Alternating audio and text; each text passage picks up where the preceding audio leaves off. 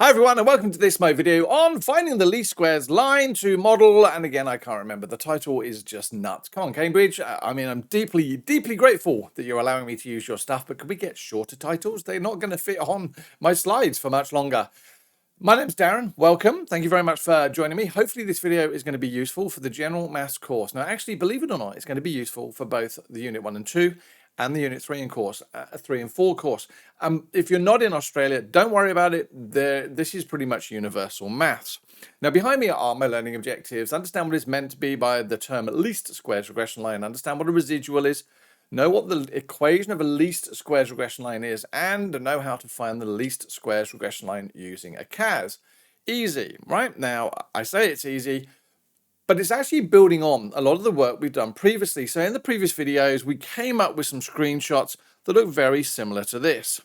And we said that there were certain values on there that became important. And in fact, the one that I remember becoming important was my value of R.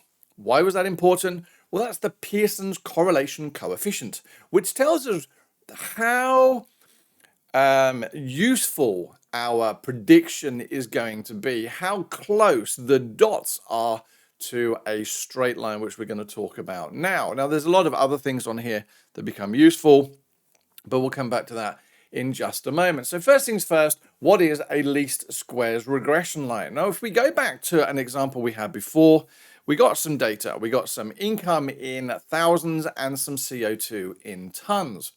Now, if we were going to plot those on a graph or a set of axes, let me draw myself a set of axes. There we go. I suppose the first question is, if that's my RV and that's my EV, which goes where? They haven't told me in the question. So maybe the first part of an exam would be, which is the EV?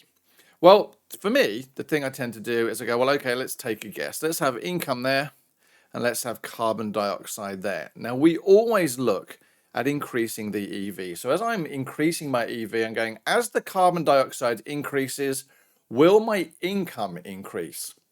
That makes no sense, right? I'm pumping out more carbon dioxide and we'll get richer? Probably not. So we try it the other way around. He says, not rubbing that out. And we go income and carbon dioxide. Right, so as my income increases, will my carbon dioxide go up? Well, actually, yes, probably. If I get more money, I'm probably going to buy myself a car. What does a car spit out? Carbon dioxide, more than likely. And what would I need to make the cars? Well, I'd need more machinery. I'd need more processing factories. And so in that situation, it would make sense that my EV would be income, my CO2 would be carbon dioxide. Now, again, if I plot these points on here, I'm going to get something maybe looking like that. Okay, that's fine.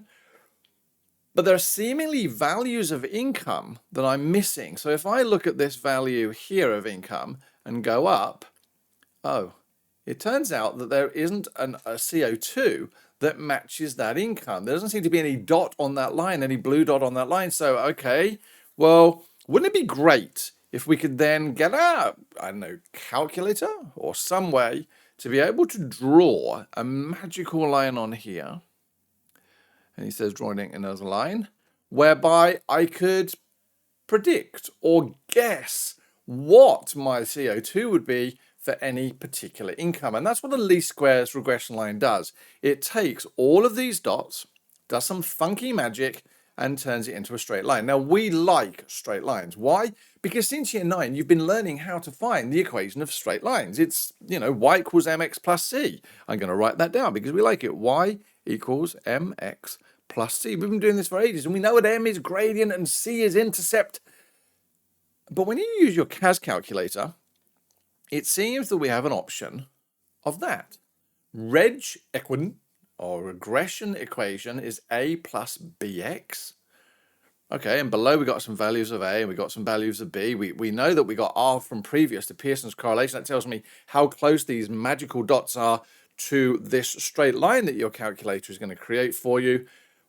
But what is a plus bx? Well, because maths is annoying, what happens? Well, Barry's been at it again. If you don't know who Barry is, yep, probably not a bad idea to let him go. Yes, we've been teaching you since year 9 y equals mx plus c.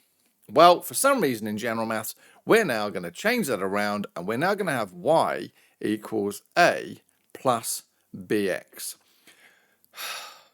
What on earth are A and B? Well, believe it or not, guys, to be honest with you, all we've done is we've moved the c to the front and called it a, and we've moved the mx to the back. And rather than having m for gradient, we now have b. I have no idea why. I mean, I do, but it's way beyond the scope of this course. And so in which case, we are now going to say that a stands for my intercept and b is going to be my gradient. And again, it's got to be important to notice that that positive there can be a negative. So from now on, for the rest of this course, we are probably going to be using an equation in the form of y equals a plus bx. This is what you're going to be using in year 12. It's probably a good idea to get used to it.